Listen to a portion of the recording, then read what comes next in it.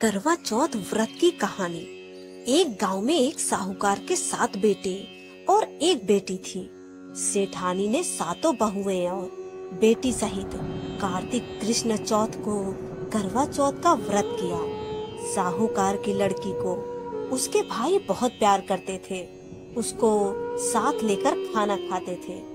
भाइयों ने बहन को खाने के लिए बोला तो बहन भाइयों से बोली, भाई आज तो मेरे करवा चौथ का व्रत है, इसलिए आज जब चांद उगेगा तब चांद को अर्घ देकर खाना खाऊंगी। भाइयों ने चांद उगने का इंतजार किया पर चांद नहीं दिखा।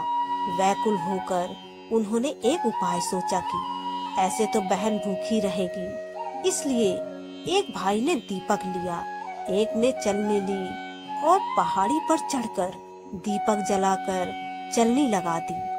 दूसरे भाइयों ने संकेत मिलते ही बहन से कहा, बहन चांद दिख गया। तब बहन ने अपनी भाभीयों से कहा, भाभी चांद दिख गया, चांद देख लो। तो भाभी बोली, ये तो आपका चांद दिखा है, हमारा चांद तो रात में दिखेगा। बहन ने अपने भाइयों पर विश्वास कर चांद को अर्घ देकर खाना खाने बैठी।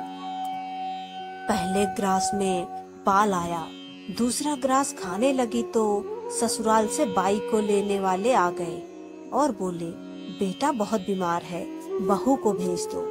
माँ ने जैसे ही कपड़े निकालने के लिए बक्सा खोला तो काले नीले व सफेद वस्त्र ही हाथ में आए। माँ ने एक सोने का सिक्का पल्ले के बांध दिया और बोली, रास्ते में सबके पाँव छूती जाना और जो अमर सुहाग की आशीष दे उसे देना।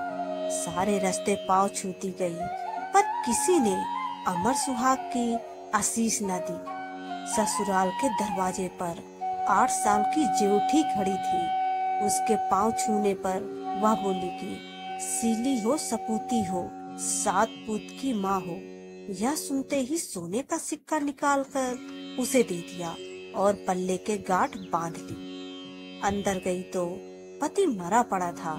बहू ने अपने मरे हुए पति को जलाने के लिए नहीं ले जाने दिया और अपने मरे हुए पति को लेकर एक कुटिया जो गांव के बाहर थी उसमें जाकर अपने पति का सिर गोद में लेकर बैठ गई। इससे सब परिवार व गांव वाले उससे नाराज हो गए और सब ने उसे दूरी बना ली। उसकी कुटिया की तरफ कोई नहीं जाता।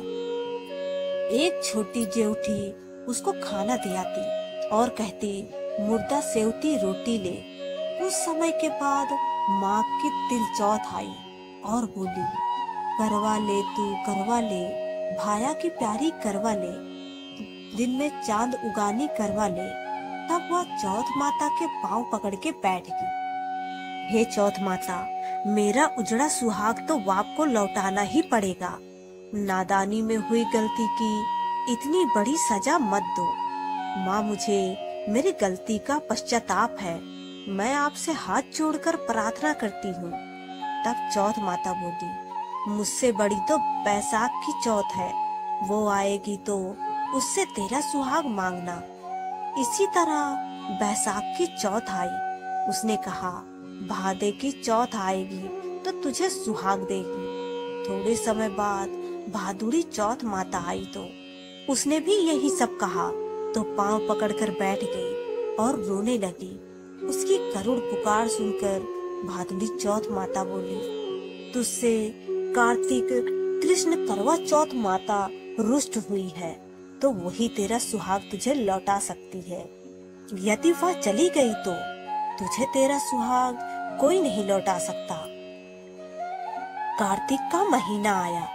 चौथ माता स्वर्ग से नीचे उतर आई और गुस्से से बोली, 7 भाया की बहन करवा ले, दिन में चांद उगाने वाली करवा ले, व्रत भंडानी करवा ले। साहूकार की बेटी ने चौथ माता के पांव पकड़ लिए। वह विलाप करने लगी, हे चौथ माता, मेरी बिगड़ी आपको बनानी ही पड़ेगी। इस जग में माँ से बढ़कर कोई नहीं है। माँ ही बेटी का दुख दूर कर सकती है। माँ का हृदय अत्यंत विशाल होता है। माँ, मुझ अभागिन पर अपनी कृपा दृष्टि बरसाओ।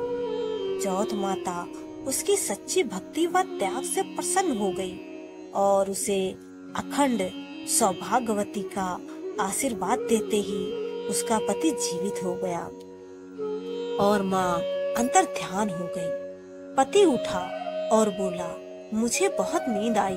वह बोली, मुझे 12 महीने हो गई आपकी सेवा करते, मुझे तो चौथ माता ने सुहाग दिया है।